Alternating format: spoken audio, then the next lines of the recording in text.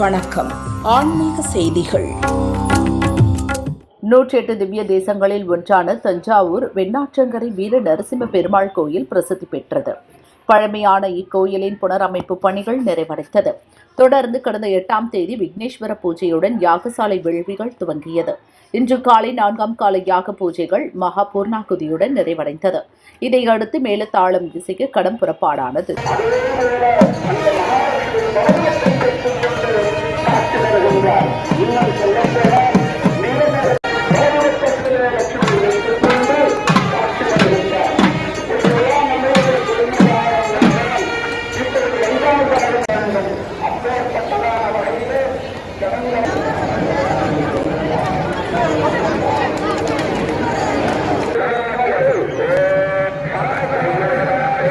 வேத மந்திரம் முழங்க பட்டாச்சாரியார்கள் கோபுர கலசத்திற்கு புனித நீர் ஊற்றி கும்பாபிஷேகத்தை வெகு விமர்சையாக நடத்தி வைத்தனர்.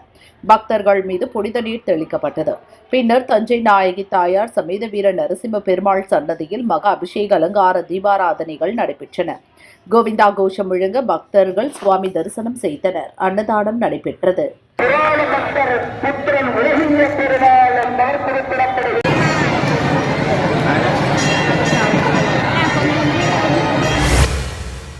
ராமநாதபுரம் மாவட்டம் ராமேஸ்வரம் ஆதி கைலாச ஈஸ்வரர் சமுத்திரவேல் முருகன் கோயில் கும்பாபிஷேக விழா கடந்த 8ஆம் தேதி யாக வேள்வியுடன் துவங்கியது.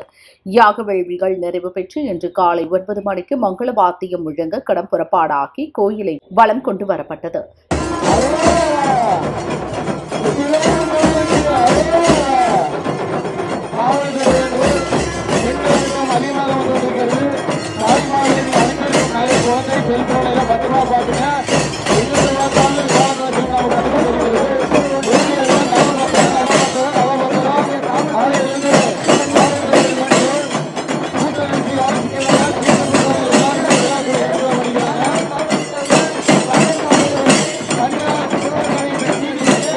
சிவாச்சாரியார்கள் வேதமந்திரம் முழங்க 10:30 மணிக்குள் கும்பாபிஷேகம் வெகு விமர்சையாக நடைபெற்றது.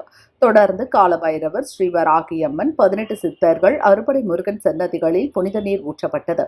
விழாவில் திரளான பக்தர்கள் பங்கேற்றனர். சிவனடியார்களின் ஆன்மீக சொற்பொழிவு நடைபெற்றது. அன்னதானம் வழங்கப்பட்டது.